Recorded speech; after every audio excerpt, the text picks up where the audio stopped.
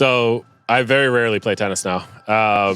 Sorry guys. But what do you do instead? I know it's a bad word. Just say it. I play a lot of pickleball. Love it. I'll explain. I'll get all into this. This will be a long answer. I'll explain all this. But first, I'll answer your question. Then I'll get into defending my pickleball. But so I realized there aren't so many players to play with for me to feel like, all right, I'm really going to push myself.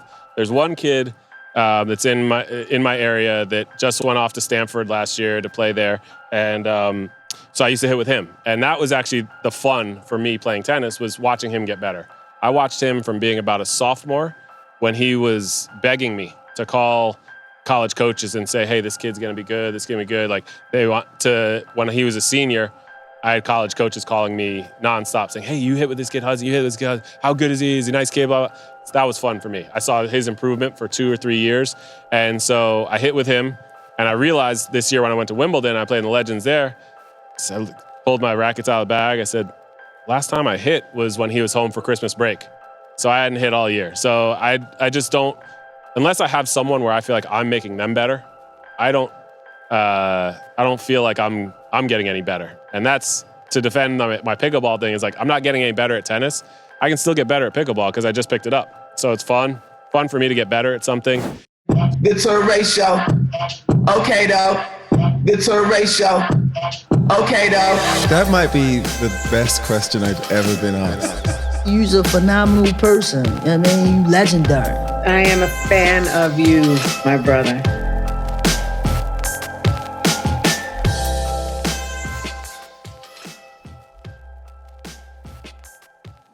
I invited the best player I've ever hit with, James Blake, former number 4 in the world.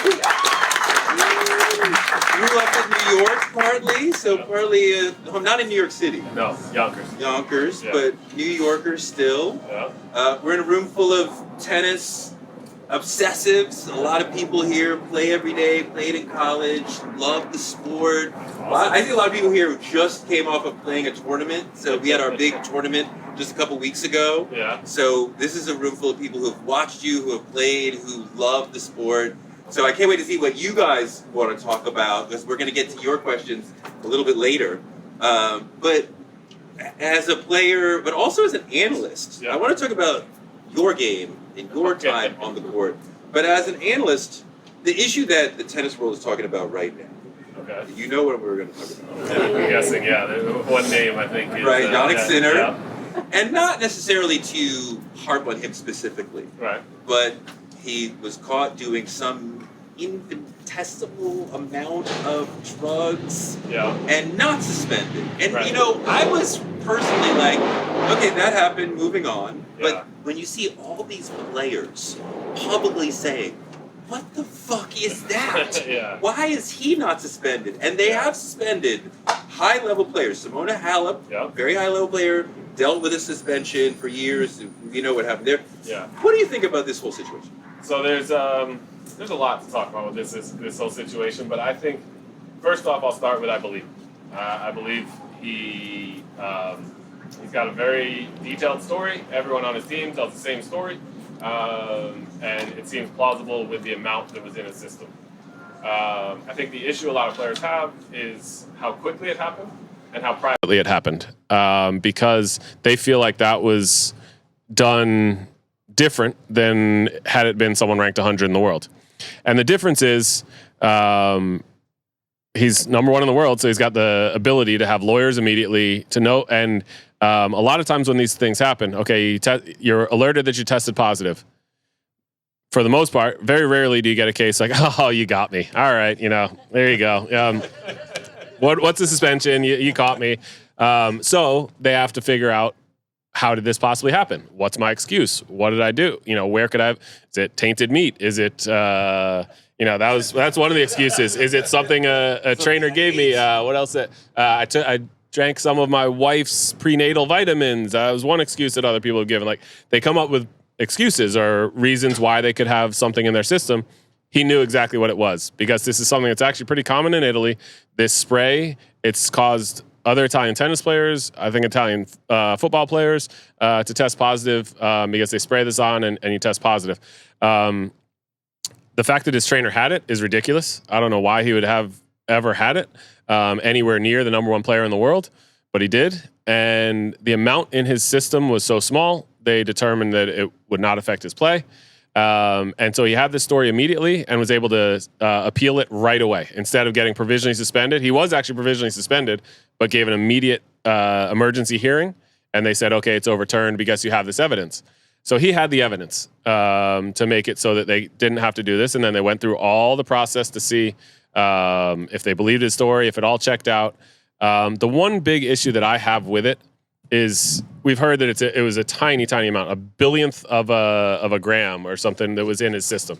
And they say, okay, this is too low to affect his play. Okay, if that's too low to affect his play, let's set a threshold. Let's set a threshold for everyone. Let's not ever bring any subjectivity into it, because if it's a billionth of a gram, okay, yeah, that's so low, we're not going to suspend him. What if it's 2 billionths? That's still so low. What about, okay, where are we going to draw the line? And let's draw that line. And once you have that, if it's a billionth of a gram over that, sorry, you're suspended. If it's under that, okay, that was clearly just, something got, put on your skin and it's not, it just got absorbed, but it's not really for performance enhancing capabilities. So that's the only thing I don't like is that you've got a black and white, you're positive or you're negative. And then when you're positive, wait a minute, it's not so black and white because there's such a small amount that we're going to say it's not affecting you. So that's the one thing I wish they would come up with, just a threshold where they say we take the judgment out of it. We just take that you're either above this level or you're below this level, and that's it. Do you think the ATP handles this a little bit differently because he's number one, because he's so important to the game? I think possibly with the announcement, the way they did that, I don't think so. The one thing that is never done differently, no matter who you are, is when the first test is administered and when the sample is tested, because that they're just given a number. So they it sends off to the lab, they get the sample and they get a number. So that's whatever it is. So they know that could be someone ranked 100, that could be someone ranked 1, that could be, it doesn't matter who it is. Then they send the positive test back, and then they determine who it is. So that the test wasn't done just because he was number one, but the way it was handled and the way it was kept private, you could say maybe that was done. And that's what a lot of players in the locker room are upset about, because some people are, wait a minute, as soon as you hear tested positive, the perception goes cheater. So the fact that they didn't put this out there and he was allowed to still play and was number one in the world, if they determined later, wait a minute, we should have been suspended. Now what are we going to do with the ranking? He won Miami during this time. He made the quarters of Wimbledon at this time. He had a lot of points during this time. So a lot of the players in those situations would think, well, that's not really fair. I was losing to a guy that you now are determining was, using performance-enhancing drugs. So I think that's where a lot of the locker room is having issues with it, some more vocally than others. What are folks saying, not to put names, but what are folks saying, like, not publicly? In the locker room, they're upset. And they definitely feel like they don't believe they would have gotten the same treatment, and they don't believe they would have had the ability to get the emergency hearing right away. But he really did follow all the the ways he's supposed to do it, the protocols, everything. He just knew how to do it. He knew to do it right away. He had lawyers ready. He did all that stuff so quickly because he has the money to do that. And unfortunately, that's also similar to the justice system for everyone. Is if you've got money to get out and bail yourself out, you can get out of jail. If you don't, you're going to be stuck there while you're waiting for your trial. He has the money to pay, I'm sure, a team of lawyers to know all the rules, to pore over all the minutia of the rule book and the WADA. And it's still, there is frustration among players. There's always frustration the way it's done with the ITIA, WADA, ATP, WTA. There's so many people with their kind of their fingers in it, and they don't feel like it's just one person or one organization that's making these decisions. So it makes it difficult to know who they're mad at. Is there a lot of drug use on the tour? According to the tests, no. Is that a good enough answer for me to get around it politically correct? Because the answer is no. I do think there probably is a decent amount. if I had to guess. I remember when I was on tour, someone asked me, and my guess then was probably, if you take the top 100, 20, 25 of the players, I would say, maybe on it. But that's all just rumors, hearsay, so I'm not going to, and that also probably won't be said on on ESPN. I won't say that, but it's but I do think it's a case of same as in the Tour de France and sure in the Olympics, a lot of times just the cheaters are ahead of the testers. And so it's a complete guess, but I would say there's enough that know. I mean, doctors are given, or players and their teams are given a list at the beginning of every year of all the drugs that you can't take. If you're a good doctor, I would think you can find, okay, wait a minute, I got all these that I can't take. Well, I can come up with a cocktail that mimics some of these that isn't on this list. And that was the case for one of the most popular, most publicized one with Maria Sharapova. She was taking meldonium. Who knows how long she was taking it for, but that was a drug that was used. It was a performance-enhancing drug. It was given to soldiers in the field for them to be able to last longer, to be able to deal with heat and deal with and it's basically like a form of blood doping, sort of. Can you get it on Amazon? I have no idea, but it was something that was used, but it wasn't banned because not many people knew about it. Or the testers didn't know all the effects and everything it was doing. They figured it out. Wait a minute, someone could use this not just for being out at battle. They can use this for performance enhancing in sports and in tennis. So let's put it on the banned substance list. Okay, it goes on the banned substance list. She doesn't check at the beginning of the year. Goes to Australia, still taking it. Tests positive. Doesn't have a good excuse for it. I mean, her excuses were comical, but I think she said she was pre-diabetic as she was opening her own brand of candy. But so whatever she used, she had 3 excuses, and they were like the top 3.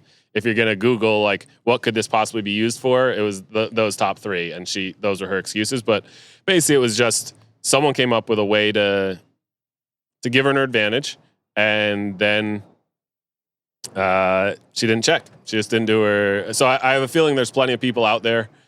Not plenty, but there are some out there that are just ahead with other, whether it's designer drugs or some sort of way of helping their performance without getting caught.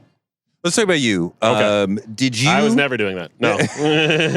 Did you talk about how you felt about it? Did you love the game as a kid? Oh yeah, loved the game. My parents had to take the racket out of my hand at times. That was tennis was like my privilege. Was When what did I that start?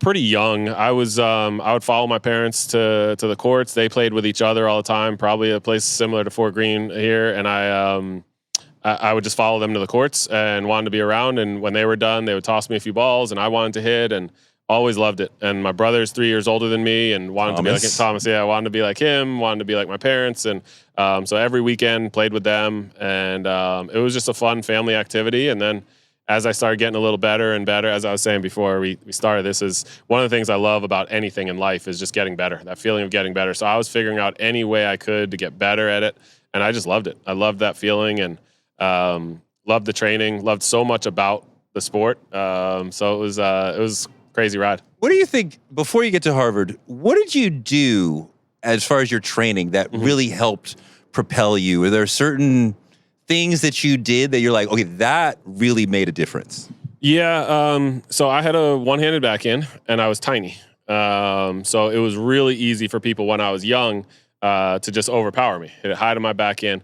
So what I kind of had to develop was a big forehand. I had to have some way of hurting people, some way of getting it away from that high backhand. So as much as I tried to get stronger, I was 5'3" my junior year of high school, so I couldn't really. There's nothing I could do about being stronger. I was about 100 pounds and tiny, so I couldn't just somehow magically have a really strong one-handed backhand. But I could affect my forehand. I could be effective with my forehand, and I could get around, and so I did tons and tons of footwork drills and tons of forehands just to get better at that, just to be able to have some sort of a weapon. And then as I finally grew and got taller, all that aggressive play and aggressive mindset turned into, wait a minute, I can't completely get overpowered, and I still have a big forehand, so I can be effective now in more ways than one.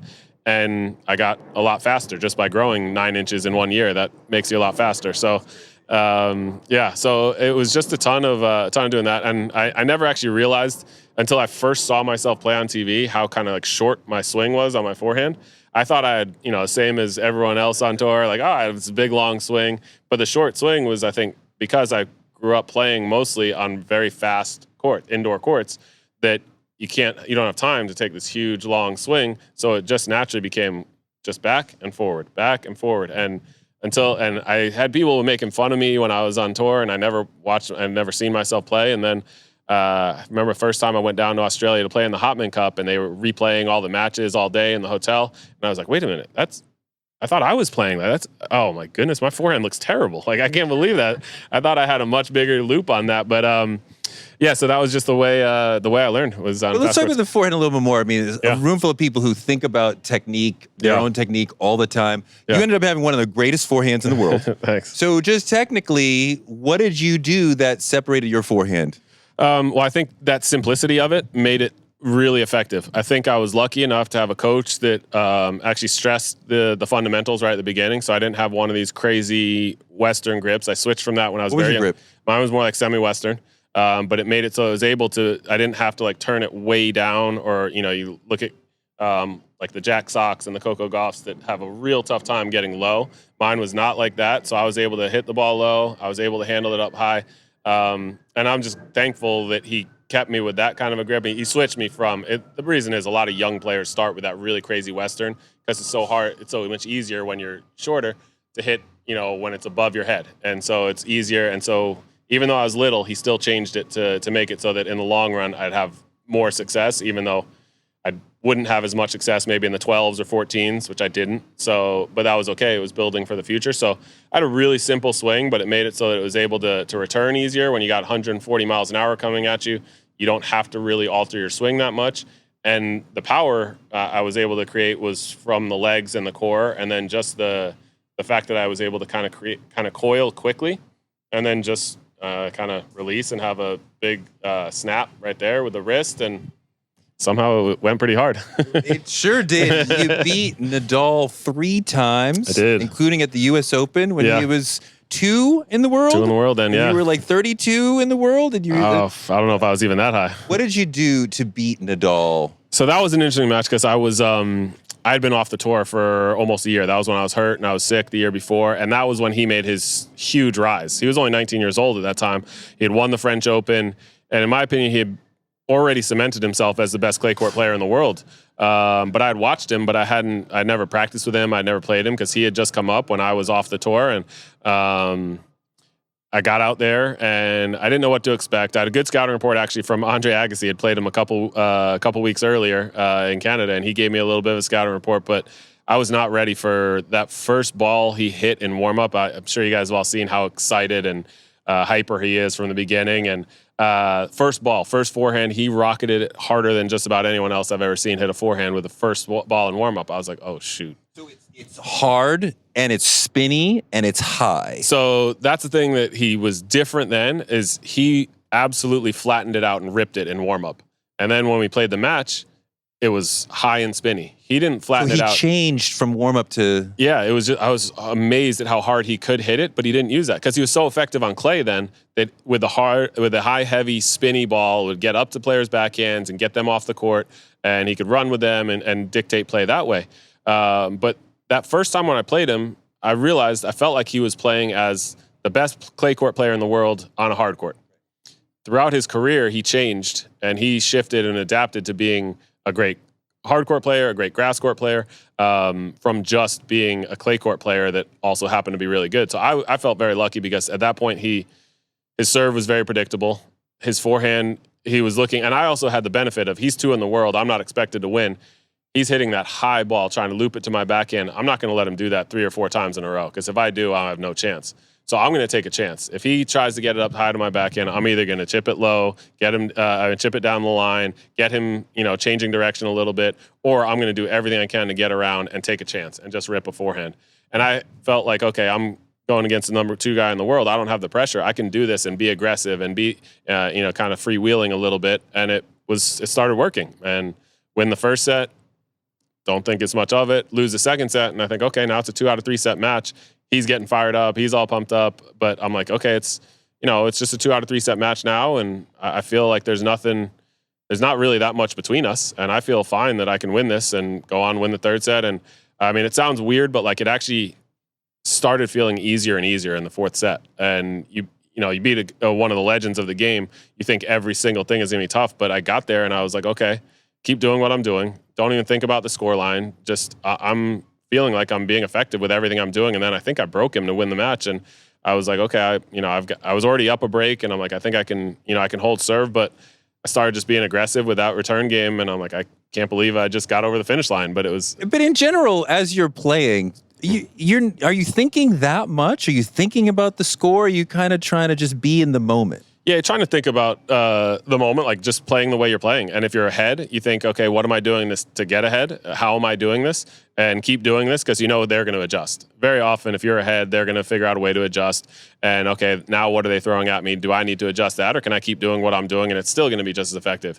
If you're down, same thing. You have to adjust. You have to figure out how you can impact them. But at that match, I mean, I have crazy fans here at the US Open, which I always loved. They're going crazy every time. I'm just thinking about each point. Like, how can I win this point? How can I win this point? And again, I felt like his serve at that time, he got so much better. So I'm just talking about that match. It was very predictable. He was serving probably 90% just slider into my backhand because that's so effective on clay that it starts the point. He usually gets a forehand off of that. And when he starts the point with a forehand from the middle of the court, he's going to run me around and start that point. So, but I'm now feeling like I'm playing the number 2 guy in the world. I know where the serve's going. I'm going to take a cut at this. I'm going to make him pay. And I've joked with him since then and some of his managers that like he absolutely hated playing me because I would do that. I would attack him. I would take his time away. And he absolutely hated having the time taken away because most players would, okay, I'm going to back up. I'm going to start the point and get into his patterns. I thought that was crazy. Why would I ever let him be the one that's controlling the patterns and doing this just because I don't want to take the chance of being aggressive? If I take my chances and I lose, so be it. But if I let him play, I'm losing 99% of the time. It's interesting because I know for a lot of us, fear creeps in somewhere. Don't want to lose to somebody you're perceived to be better than. Don't want to lose in front of your friends, whatever it might be. Yeah. And you're like, no, I made sure I had the courage to do what I had to do to put myself in position to win. Yeah, and the way I looked at it is I definitely kind of look at statistics and numbers and things like that. I've always kind of enjoyed those things. And the way I looked at it was, okay, if I want to win in the long term, let's say my career is going to be 10 years, 15 years, whatever it is, the most effective way for me to win the most matches over 10 or 15 years is to play this aggressive style of play. And yes, throughout there's going to be some blips of I played so aggressive that I lost to a guy that I should have beaten. That day, had I played safe and just pushed and used my legs for defense, I might have won that match. But in the long run, I'm going to lose more of those matches by if I had played Rafa Nadal 7 times and played not to lose, I'm 0-7 for sure against him. So those are the kind of things I think about. Well, okay, if I play super aggressive and I lose a couple matches here and there, but I win so many more matches because I had to do that, because that's the way that I'm most effective playing, then that's okay. And I have to live with the fact that, all right, I lost a match today that, maybe if I had played a little safer, I could have won. But I also wouldn't have won those 5 matches I won last week, and I wouldn't have won that tournament. I would have never won a tournament on tour if I had played safe. These guys were way too good. I didn't have that kind of capability to play defense as well as those guys played offense. We do see a lot of defensive players do very well. Novak is very defensive. Nadal is very defensive. I think Federer is a little bit more of a mixture of that, but like you can get very far being defensive. Yeah. And you can if you have that skill set. And I didn't have that as much as I wished I had. And I always heard the commentator saying, oh, he needs to, just play that a lot safer. He needs to give himself more margin. And believe me, like I said, what I loved was getting better. I tried everything in practice, everything. And I tried that in practice. And I still remember, especially on clay, because you want to, you feel like on clay, you got more time, you use your legs, back up a little more, play a little safer. I remember trying to play safe and absolutely getting demolished on clay by guys that were ranked way lower than me. And I knew that I've beaten them before, but I was trying something. I was trying to figure out how to do this, trying to back up on returns, trying to back up after I hit my first forehand and then see if I can get all forehands, but I'm hitting them from 6 feet, 8 feet behind the baseline. And I just didn't have the power. I didn't have the ability to hit it high with huge margin and get it deep enough. I also had I don't want to say unique, but a weird racket and string because I had relatively dead racket that I strung at 68 pounds with. It's quite high. Yeah, with all polyester string, so it's really dead. Why'd you use poly and not gut?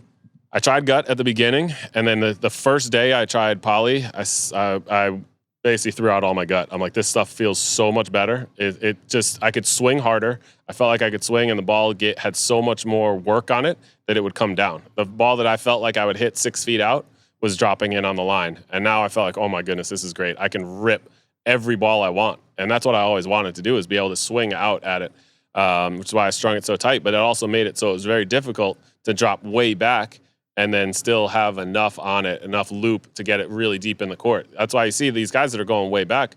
A lot of the sort of norm now is guys are stringing rackets at 40, 45 pounds, and they've got trampolines. They're just coming off that. I would never be able to do that. I couldn't control it.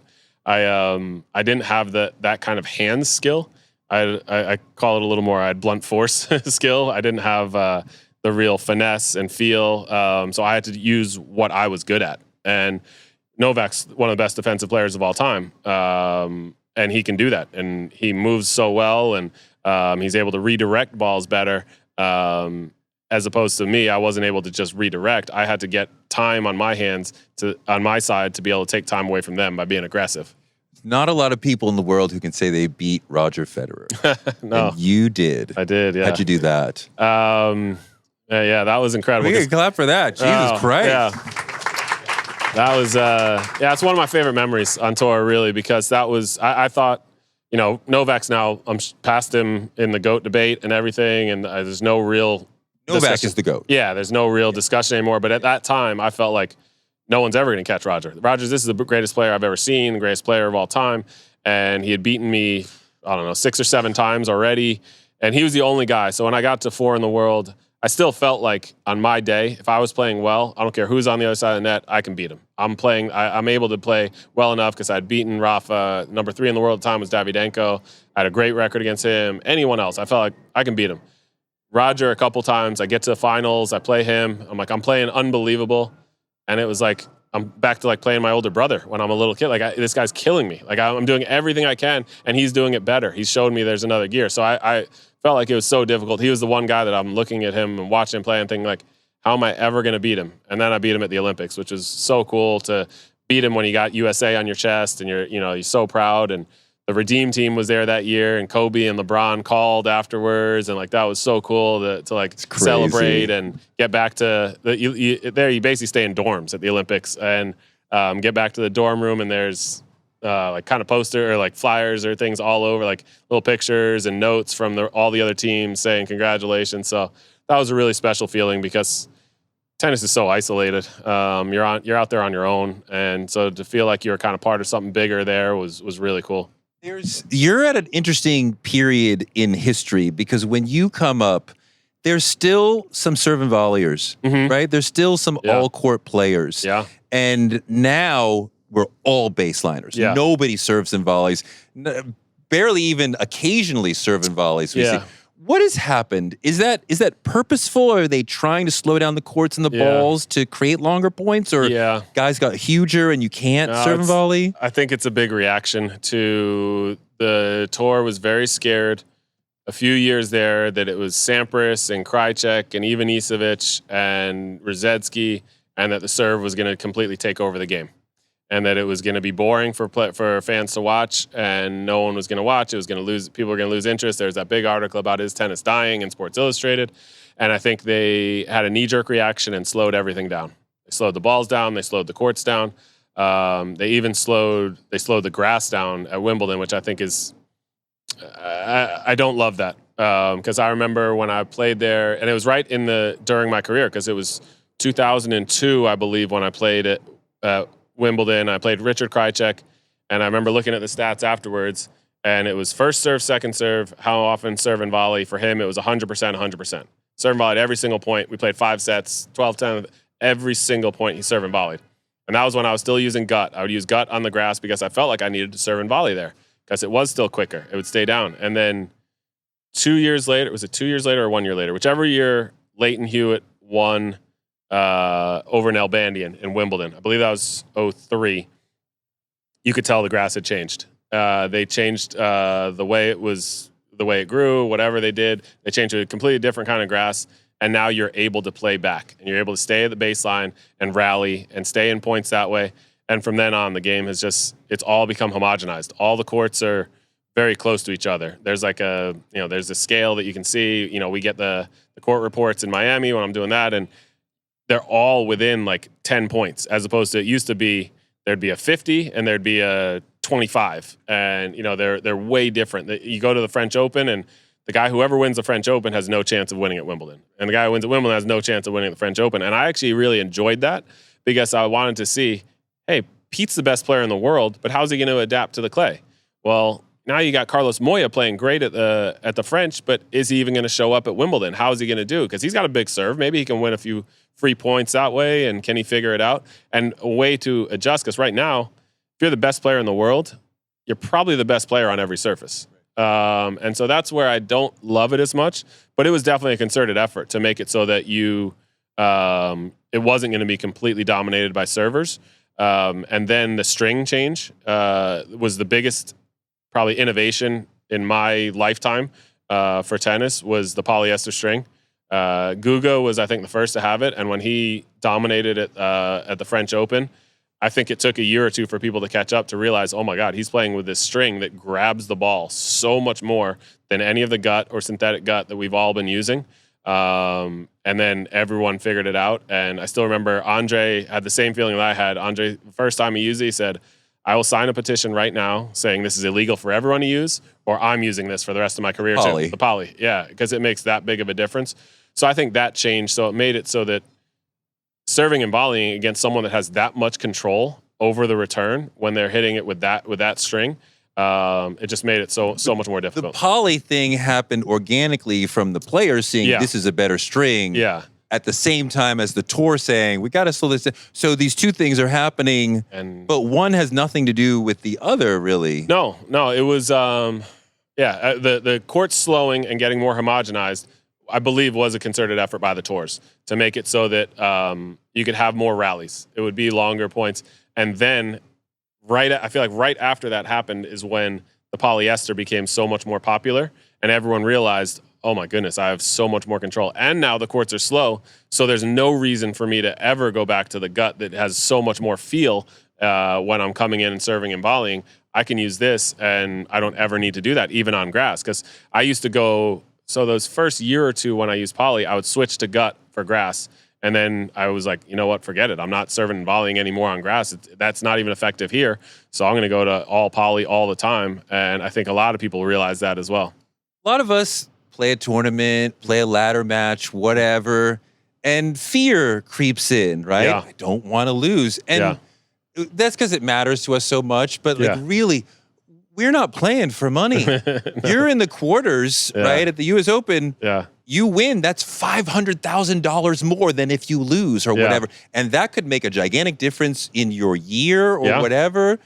And there's thousands of people there, family, whatever. Like, where do you feel fear when you're playing out there? Because so much is riding on you winning or losing. Yeah, and I've been asked that a lot about pressure and nerves and everything. And I actually very, very rarely felt nervous on the tennis court. And the reason that I always felt okay was the preparation. The only time I would ever feel nervous would be if I was unprepared. And I always felt like I had done everything I could to be ready. So getting out in front and playing in front of 20,000 people on TV didn't worry me one bit, because I was like, I've done all the work. My worst out here today is still pretty darn good, because I know how well I've been playing in practice. I know all that I've done to put in I'm fit enough. I've done all that I need to do. I'm ready. So I didn't get nervous, and there's the fear. Yeah, it's break point. Am I going to do the right thing? And I would always just go back to like, okay, what shot do I want to hit? And I've hit that shot 20,000 times in practice. So why am I going to be nervous that this time I might not? I've hit it 20,000, and out of those 20,000, maybe I've missed it 5,000. So yeah, there's a chance I'm going to miss it, but it's a shot I'm comfortable hitting, and I know how to do it. I will say the only time I really felt like those butterflies and the nerves and the fear was the first time I played Davis Cup. It was about 2 months after 9/11. They had actually shifted the match. And had it gone on at the normal time, it would have been Todd Martin playing. But during those 2 months, I did really well over in Asia, and they put me in the lineup, and me and Andy were playing. Patrick McEnroe made a speech beforehand talking about the patriotism and everything, and the crowd was, we had a moment of silence and everything, and then the crowd was so energetic and so patriotic and everything, and so I had butterflies. We were playing India. I was playing Leander Paes. We'll say we were joking in the locker room, but I had a discussion with him years later about the fact that I was just kind of holding serve, hanging on. He's holding serve easily too, and maybe like 4-3 in the first set or 4-all or something. He's up 40-love, and anyone that has watched Leander knows he's a bit of a showboat. And so he's up 40-love, and I maybe float a return, and all he has to do is drop it over the net. He goes into this huge flourish and has to like show me up. And that's when it just clicked in. Butterfly's gone, and I just said, F you. I want to kick your ass now. And I forgot about everything else going on. I forgot about all the other stuff, and I beat him, I think, 5-3-3. And I told him later, I was like, you know what? If you weren't such a jerk, you probably would have won that match. But yeah, so that was the only time I really felt nervous. And then it took one thing to just kind of click me back into that mindset of, I know what I need to do out here, and I want to just go and focus on the person on the other side of the net, and I can beat him. Are there other times when somebody kind of poked the bear and you're like, oh, really? Yeah. I'll show you. Yeah, I still remember my brother loved this one. This was great. It was a Davis Cup as well. We were in Austria, and I was playing Stefan Kubek, who had given me trouble before. He had beaten me in Australia, maybe not that year, maybe the year before. I had a really close match with him here, and it was on clay, indoor clay in Austria, and there were some guys front row just heckling. And What are they saying?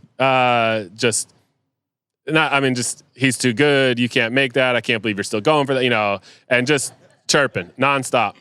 So he's up. I think he won the first set, and then I'm looking at my brother, and pretty much at Davis Cup when you're away, it's just your team right there, and everyone else in the crowd hates you. They're all against you. But these guys were making it like kind of personal. And I said lose the first set, and I'm so pissed. I'm like, all right, I'm ready now. And I just, every time now I'm going over there, I'm like, all right, watch this. Win this one. Watch this. Talking to them. I'm talking to them. And then I'm up. Then I win. That's at 6-2. And I'm playing great now. All right, guys. You still watching? You still talking? All right. 6-2 again. You guys, how you guys doing? You guys ready to go? Like, you guys, they took off. They took off, and my brother was dying laughing. I loved it. I beat him like 2-2 after that, but I still remember they were chirping, and they just got me. They got me real motivated to go after my shots and get that win. So that was a fun one. The U.S. Open is here. You played many times, one of your epic matches at the Open with Agassi, but just the whole it seems to me from the outside, this is the best place to play. Yeah. Is it your favorite tournament as a player? Definitely my favorite tournament, because growing up near here, I used to watch this. I'd come with my dad. I'd watch qualies. It's now becoming more of a known entity to come to qualies, and how much fun it is and how exciting it is. But back then, there weren't a lot of people that came to qualies. Me and my dad would come and watch qualies. I don't know if you guys remember Phil Williamson, but he used to win. Sure. He used to win the ATA every year. Sure. So we'd come down and watch him, and I just remember seeing the guys in qualies, and then watching in the main draw. Like, these guys to me seemed like robots. They seemed so good. Like, I couldn't imagine how good they were. That then for me to be a player there and realize from where I was watching them to now being one of those players there, that some kids are coming in and watching. And I mean, I still remember I've joked about this in press conferences at the Open, but I did sneak in one year. So I do owe them about $20 in fees, but I rolled under a fence one time and snuck in to watch, but I absolutely loved watching it. So every time I got to play here, I felt like this is incredible, because I know there's kids out there watching, doing the same thing I was doing. And it gave me goosebumps a lot of times walking out onto the court. So it was for me, it was my favorite. When you played Agassi, that gave a lot of us goosebumps. Was that a quarterfinal? Quarterfinals, yeah. 5 sets. Yeah. It was one of the greatest matches of U.S. Open history. Just like two big heavyweight brawlers, big punches. What was that match like for you?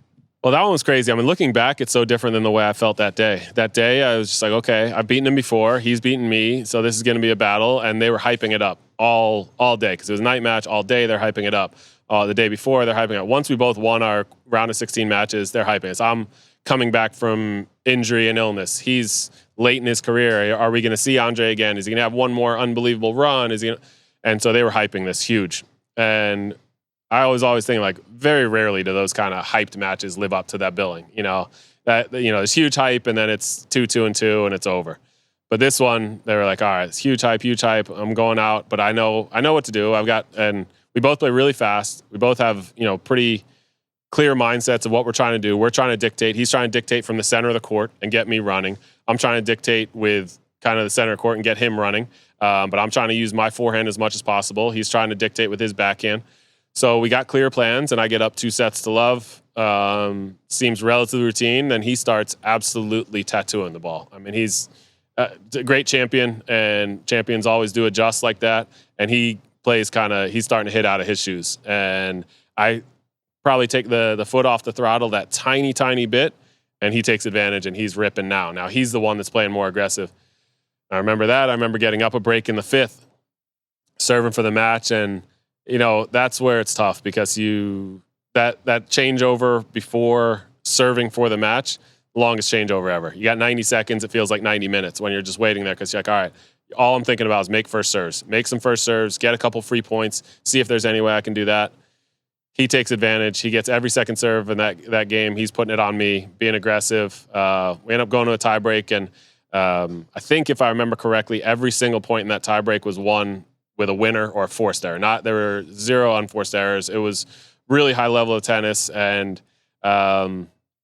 looking back now, I think that was really fun to be part of. At the time, I was so pissed that I didn't want to hear anything. I'm throwing stuff in the locker room. He said that night, "Oh, tennis was the winner tonight." F you. Screw you. Tennis wasn't the winner. I should have been the winner. But looking back now that it's almost 20 years later and people are still telling me, like, I remember where I was. I remember watching that. He's right. And I am proud to be part of that match because it was so special and it lived up to the hype. And you could hear it in the crowd. The crowd, because, I had my crazed fans. And Andre is Andre, so he's got tons of crazy fans. So who's the crowd going to cheer for? And the crowd at first was loving you because you're new and you're taking it to him. Yeah. And then when you're like taking over, they're like, we want the old guy we love. Back. So the crowd shifts. So I'm up 6-3, 6-3. Now the crowd's going for Andre and they're pulling him along and he's performing. Now it's back to the 5th set. Now it's like, okay, now it's anybody's ball game. Are they still on Andre's side? I don't know. And then I get up a break, but then they're cheering hard for Andre to get it to a tiebreak. And then the tiebreak, it was just pandemonium. It was just fans cheering for great tennis. And I think that was what Andre was getting at with tennis was the winner because it wasn't just like a crowd favorite against someone that could easily be the villain. It was 2 crowd favorites going back and forth. And by the end, it's like, we don't care who wins. We're happy to see this unbelievable tennis. We're happy to see you guys. And we want one of you guys to go through. We wish both of you could go through, but we want to see that. So that was, it was fun to be a part of. And I still remember emailing all my buddies that I had a little email group of people that I'd always email after almost every match. This is what happened. That's what happened. They were almost all there, but I just emailed like, man, one of these matches just going to turn my way and I got a chance to win a slam. And one of my buddies immediately emailed back. He's like, one of those matches, I can't think of another match like that I've seen in 30 years of watching tennis. Like that's a one-of-a-kind match. And I was like, oh, I guess he's right. Like that was a pretty good match. So I didn't sleep at all that night. I still remember that too, that I didn't finish till like 2 a.m, but getting home at maybe 3 or 4 a.m, and I was up going for a walk by 6 a.m. and hadn't slept a wink. It was just, you're still thinking about that for so long. And that was a tough one to swallow, but looking back, it was a moment that I'm proud of. One of the things that jumped out at me watching Breakpoint, did you watch Breakpoint? I watched the first one. I didn't watch the second season. Okay. So many players, especially on the women's side, but so many players lost a big match and said, I'm quitting. And they did in their mind for 24, 48 hours, they quit and then they come back. But like, is that sort of common that you lose a big match? You're like, I'm done with this. It is pretty distressing. I think people don't realize that's good that people see that there are so many ups and downs and the emotional kind of ride you're on. I never said I was quitting when I did that. I definitely thought about like, there were times I was like, is this worth it? But I also gave myself a day. That was what I always kind of had. And I talked to my coach about it. I was like, so if I lose that day, give me till tomorrow morning. We don't need to talk because if we do, it's going to be bad. I'm going to say something I shouldn't say. I'm going to be pissed. I'm going to be pretty crabby. But next morning, whatever we need to work on, hit the ground running, get back to practice, figure out what we need to do. Happy to have a very like coherent, realistic conversation about the match, but just give me a day. And I always felt like I needed that. And when I first started dating my now wife, she didn't really understand that because I was like, okay, I just lost, and she'd call me. We were dating long distance. She'd call, oh, how are things going? I'm like, I lost. She wanted to keep talking. Like, no, I think we need to just not talk on the days when I lose. Like right after, like, let's just not. She's like, okay. And then like the next week I lose, and she calls me. I was like, maybe she's not understanding this. And she would talk about everything else. She wouldn't talk about the match. She's like, oh, I thought you meant just not talk about tennis. I'm like, no, it's going to be bad if we just talk, period. Like you need to give me some time. She didn't really understand that, and she actually ended up being so much better for me that she helped cheer me up a little quicker than the whole day. But yeah, that was always the way it would be. It was, you got to give me a day. It's a really hard part of the sport. You won a lot, but you lost so much. Most of the tournaments you lose. Yeah, I won 10 times in 14 years, so I lost a lot of tournaments. Very rarely are you the one guy holding up the trophy. So it's really difficult, and there are definitely times you're questioning, is this worth it? Is this pain worth it? But for me, every time I felt that pain, I say, yes, this is worth it, because that's the reason I work so hard, is I don't want this feeling as much. I don't want to have this, but I also then was able to be realistic the next day, because I could say to myself, well, let's be honest. I did everything I could to win. I didn't win. So thinking about, I should have won this, I should have won that. Now you're just being greedy. It's good to be greedy, to want to win everything, but it's also good to be realistic that you can still sleep, although I didn't sleep very often after losses, but you can still sleep at the end of your career knowing that you did everything you could to be successful. And everyone's ceiling is different. Everyone's abilities are different, and everyone's, fortune or misfortune on the court is different. So you just have to live with that. And it is tough on those nights when you lose. You gotta find a way to turn that into a positive.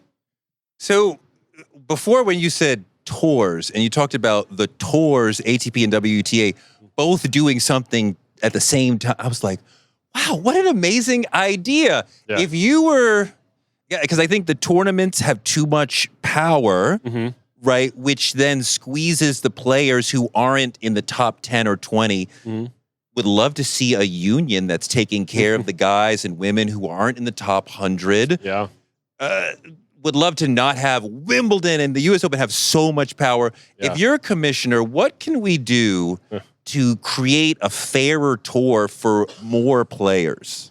Yeah, having a union would be great. Every generation has tried it. They're trying it right now. Novak's Why can't we get it done? Well, it's pretty simple. It's easy for the tour to divide and conquer.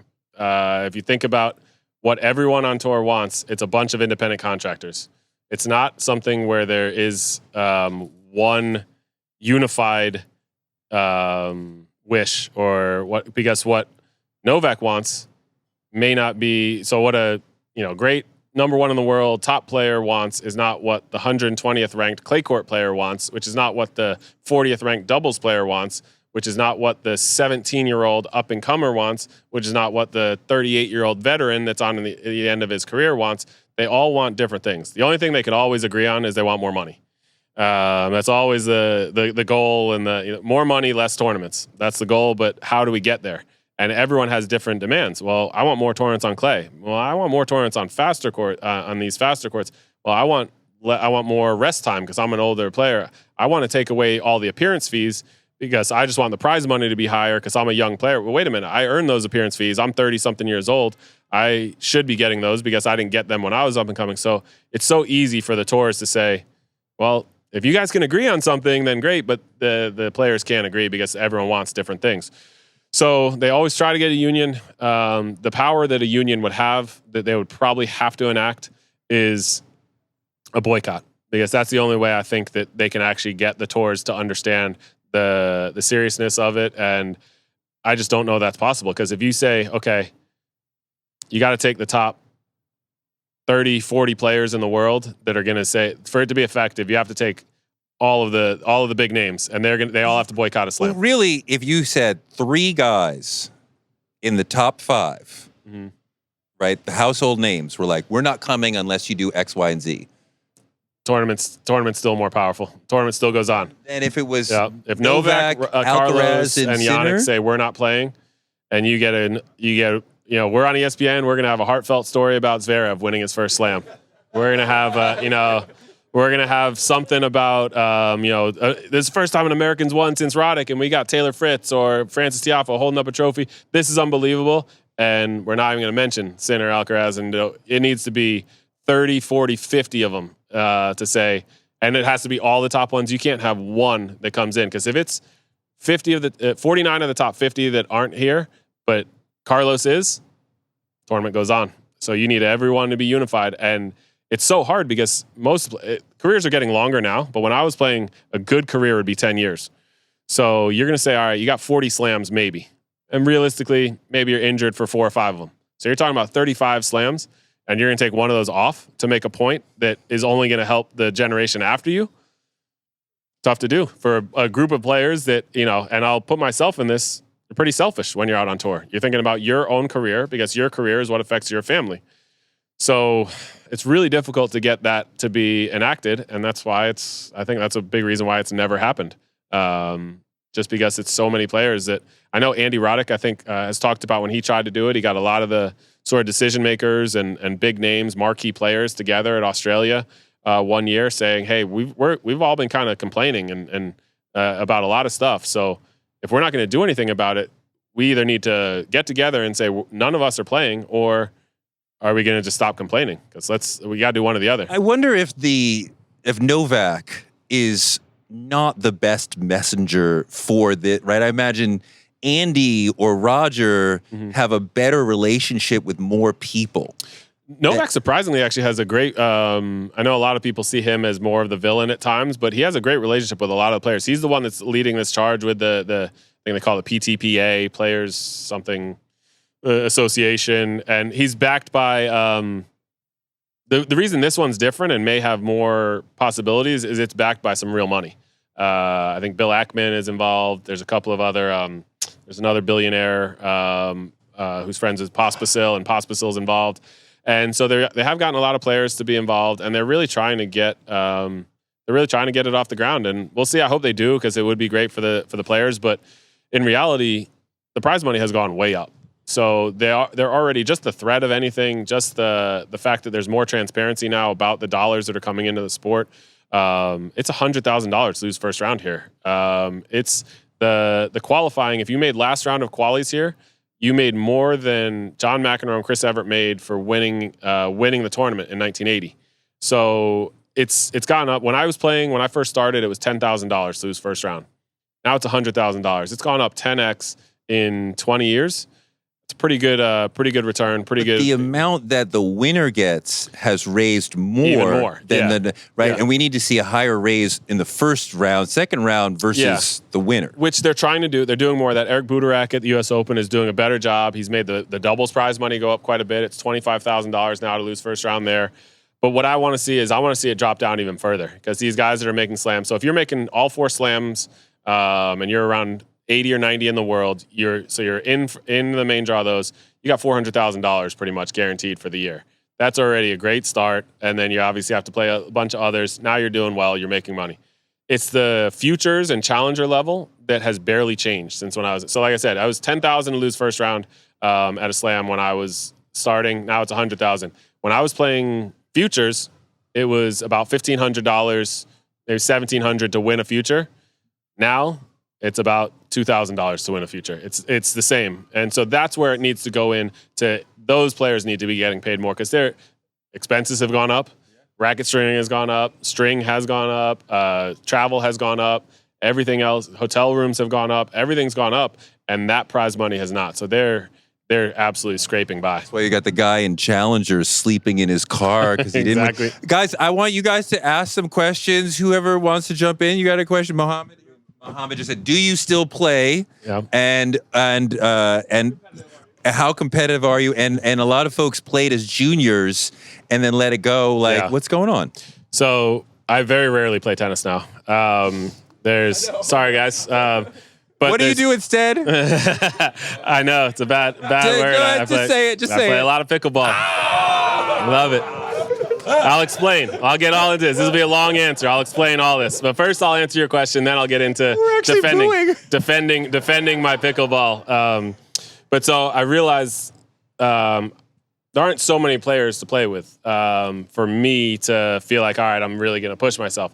There's one kid that's in my area that just went off to Stanford last year to play there, and so I used to hit with him. And that was actually the fun for me playing tennis, was watching him get better.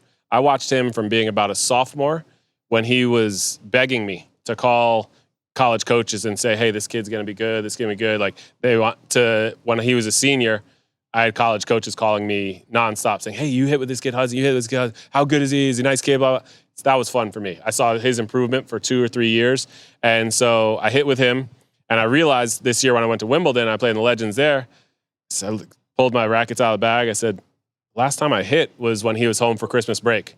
So I hadn't hit all year. So I just don't, unless I have someone where I feel like I'm making them better, I don't feel like I'm getting any better. And that's to defend my pickleball thing, is like, I'm not getting any better at tennis. I can still get better at pickleball because I just picked it up. So it's fun for me to get better at something. And at tennis, if I had someone, if Hudson, this kid Hudson Rivera, if he was always around, like I just hit with him last week because he's home for Christmas, for summer break. That's fun for me. Like, hey, I can hit with you. Let's play some baseline points, and I can tell you what I see. Like, how are you affecting me? What are you trying to do here? Let's talk about it. That's fun for me. Me going out to hit for me to get better, it's just not as much fun anymore. So I'll hit with him again when I get back. But when he's not around, when he gets back to school, my racket's probably going to cause. Although I have started hitting with my daughter, which is not really like hitting, but she's 12 years old. I do enjoy that too. And as she gets better, then maybe she'll start pushing me, and and that'll be a lot of fun. But having someone like that to hit with makes it fun for me. As to why a lot of people that play in juniors, I have a feeling it's similar. It's like, okay, I played in juniors. I focused so hard at it. I sacrificed so much. I was playing great. And now my body doesn't do the same. I get frustrated that I don't, I'm even frustrated when I'm doing this. So I'm hitting with Hudson, and I feel like I should be able to get to that, but wait a minute, my legs aren't moving the same. I'm jumping for that lob, and I'm not quite as far up off the ground as I used to be, or my serve isn't, quite as effective as it used to be. It's a little frustrating, but I get it, and I'm okay with it. But for some other players, I can see how that could be really frustrating for them, and say, you know what, I don't want to do this anymore because I know how good I was. And the fact that I'm not going to be that good can really, bother me. So I get that. And there's also a factor of burnout. Some kids burn out. I know it wasn't fun for you when we hit because it was too easy for you. But I do remember we were in Boston about 10 years ago. Yeah. You were at the net, I was at the baseline. Yeah. And I said, I just want to see it. Yeah. And I started firing the ball down the line, right, as hard as, and he's just, nothing. He's not even moving his feet. This is nothing. And I'm like, I shouldn't be hitting the ball this hard at somebody at the net. But this is nothing to me. That was great. James, thank you so much for coming to Fort Greene and hanging out with us. Super appreciate it. Thanks, Toure. Thank you so much. Appreciate it. Thanks. Thank you guys for coming.